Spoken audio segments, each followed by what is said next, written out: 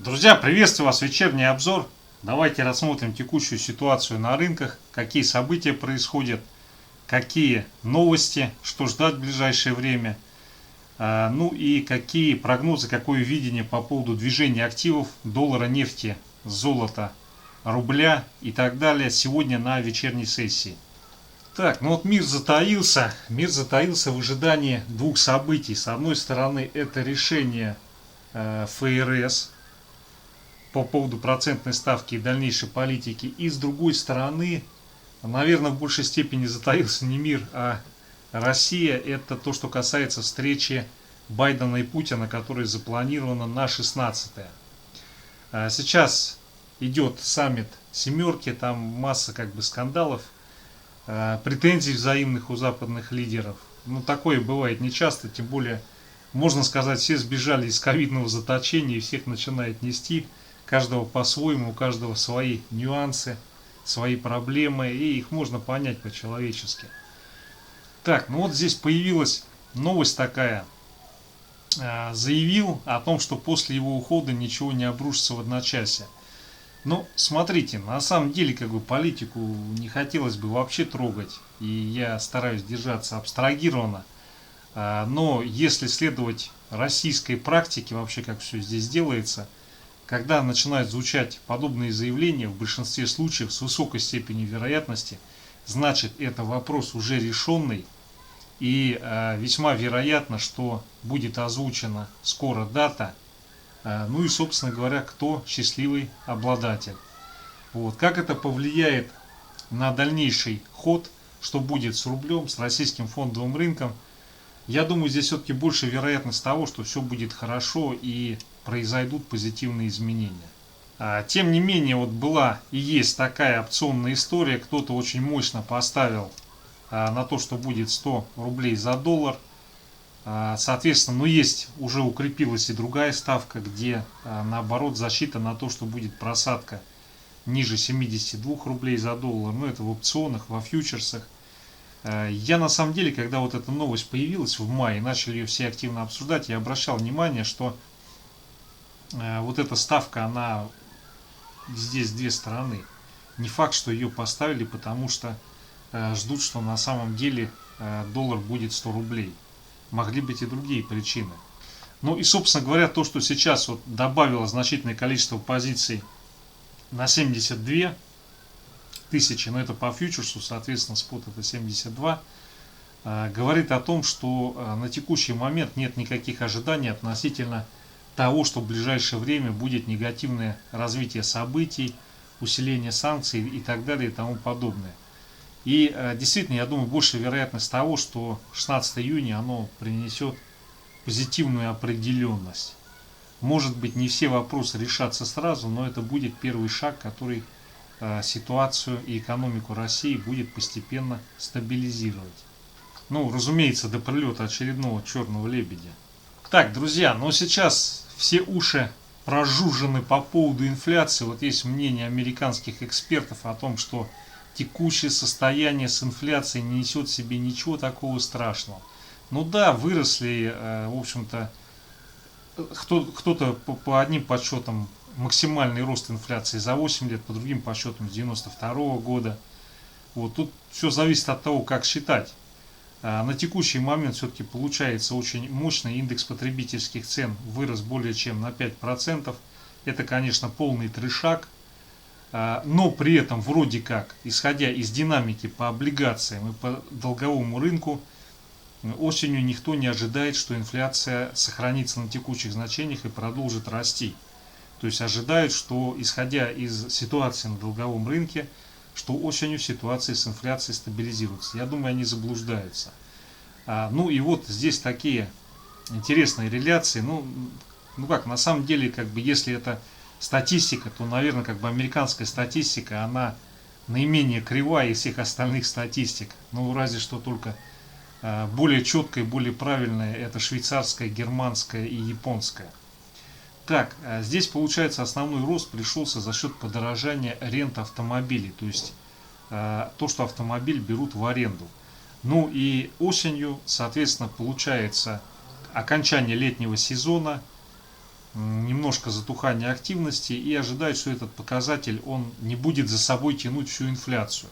Соответственно, есть позитивные ожидания относительно того, что осенью инфляция придет в норму, долговой рынок вроде как с учетом ожиданий по доходностям не предполагает, что осенью будет какой-то провал, и поэтому все хорошо, все благостно и так далее и тому подобное.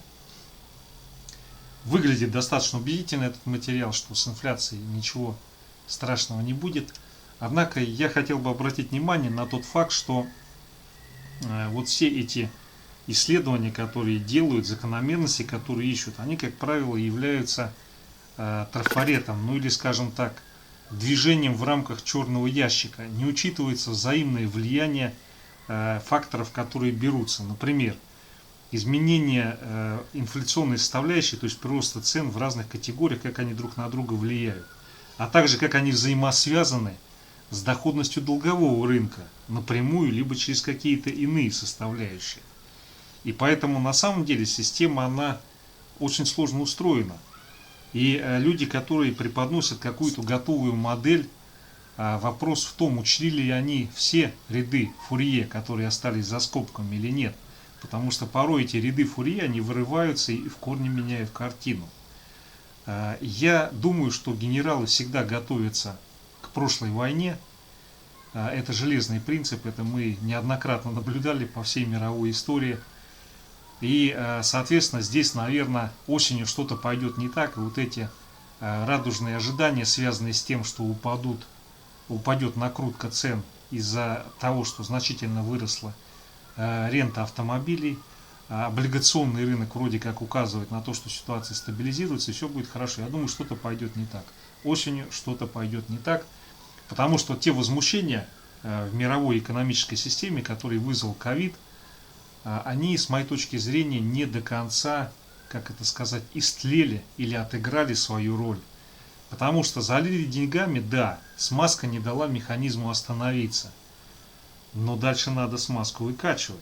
Соответственно, выкачивать смазку, трещинки никуда не делись.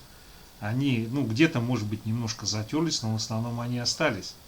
И поэтому здесь, я думаю, отрезвление будет очень жестким. А оно будет, и скорее всего это как раз придется на осень текущего года. Так, друзья, переходя к страничке другого новостного издания, очень символично, цены на нефть обновили максимум после заявления МИД Иран, и страны G7 провозгласили отказ от углеводородов. То есть это прямо как столкновение прошлого и будущего. Сейчас нефть растет, но через какое-то время она будет падать на нее спрос. Конечно, она не будет стоить 0, потому что она нужна для химии, для нефтехимии. Но тем не менее, вот эта ситуация, она весьма и весьма символична с моей точки зрения. Так, друзья, то, что касается заседания ФРС, которое нам предстоит уже в ближайшие дни. ВИКС, индекс страха и волатильности, на сегодня он все-таки сходил, обновил лои локальные, и после этого он отбился, и сейчас у него развивается движение, цель которого конечная находится в районе 19. Здесь, соответственно, на текущий момент вероятность возврата к значениям 15, она, конечно, есть, но она не очень высока. И на текущий момент все-таки нету оснований для того, чтобы вот это значение было пробито и пошло дальнейшее снижение риска и волатильности. Да, то есть если Пауэлл во время выступления расскажет много приятных, интересных вещей о том, что он утопит мир в долларах, то здесь по логике вещей, конечно, мы можем вернуться к вот этим низам, их пробить и сходить пониже. Но мне кажется, сейчас он должен быть очень осторожен с риторикой, потому что пожелание и устремление утопить мир в долларах, оно может иметь обратный эффект. Итак, друзья, немножко вот этот рост откатился и на фондовом рынке. И, соответственно, ВИКС указывает на то, что сейчас будет либо коррекционный откат, либо консолидация. Но не думаю, что какие-то резкие движения на фондовом рынке до заседания ФРС они произойдут. Так, друзья, далее биткоин, часовой таймфрейм, нет, дневной таймфрейм, дневной, да.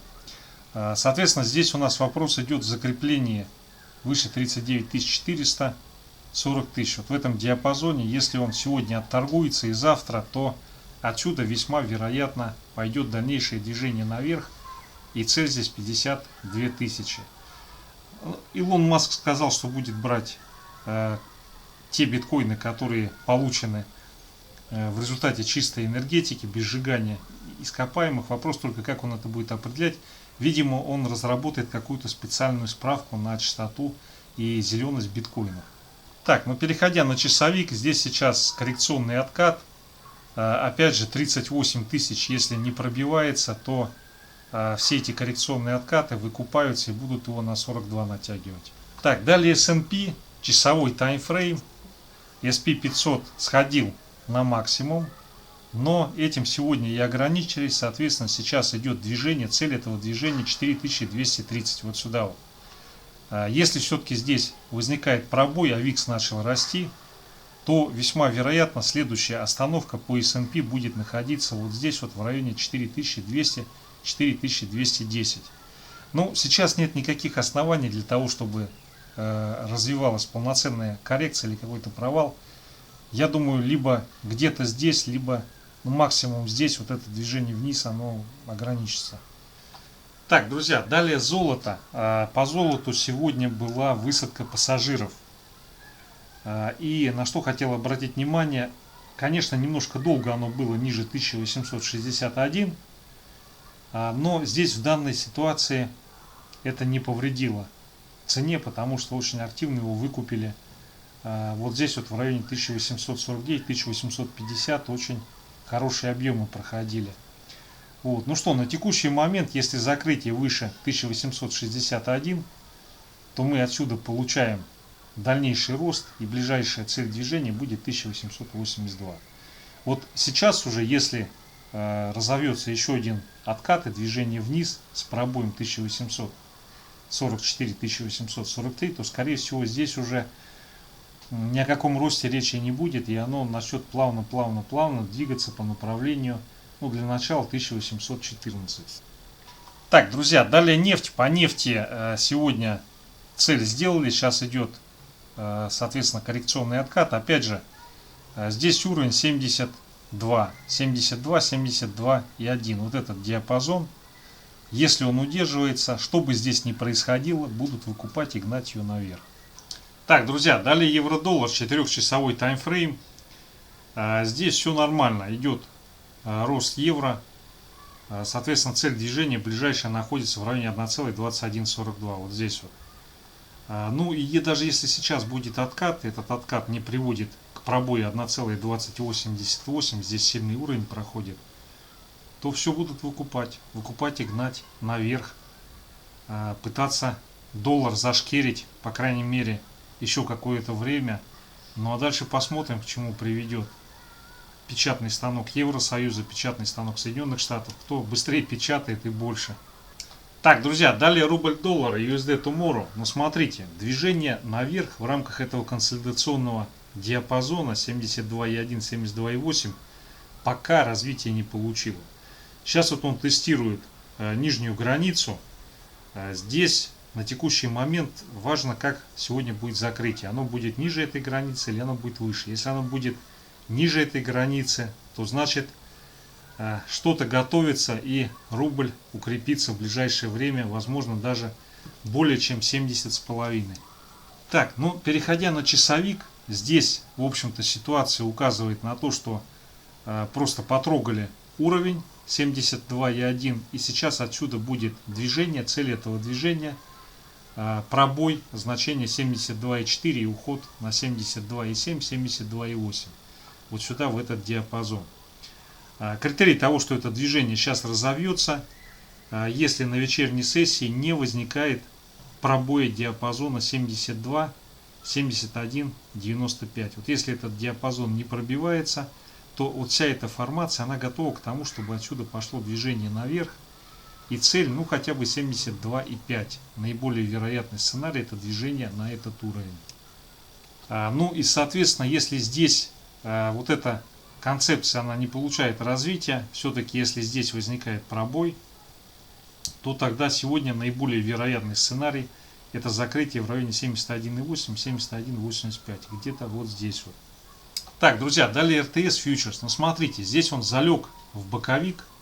Залег в боковик он, и, соответственно, сейчас произошел отбой. Ну, можно сказать, что он произошел. Тут на самом деле все раздали, что можно было раздать.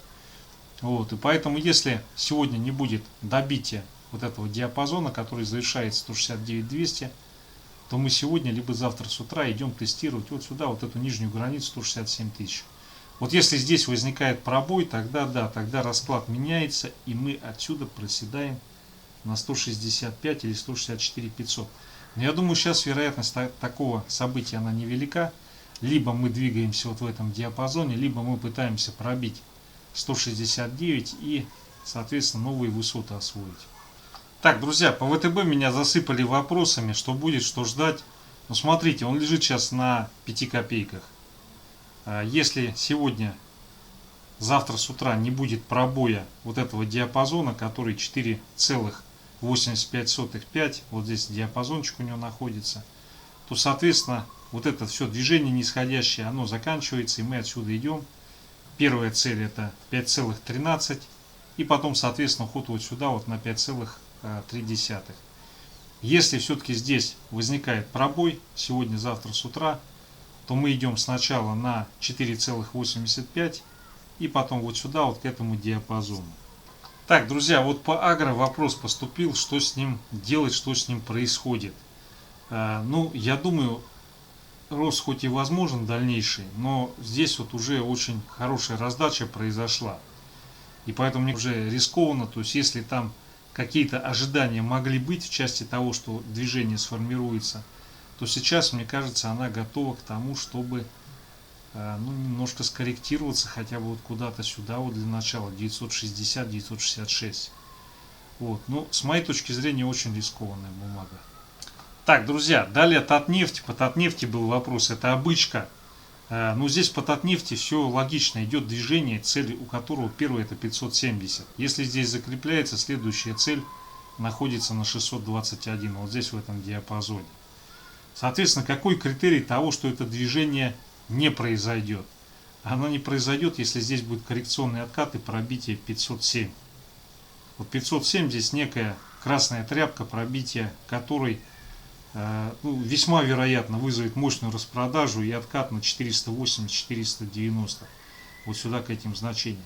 Пока здесь оснований для такого пессимизма нету. Ее гонят наверх. И здесь как бы четко видны те точки, к которым весьма вероятно движение это приведет. 570 и следующая точка находится здесь в районе 620.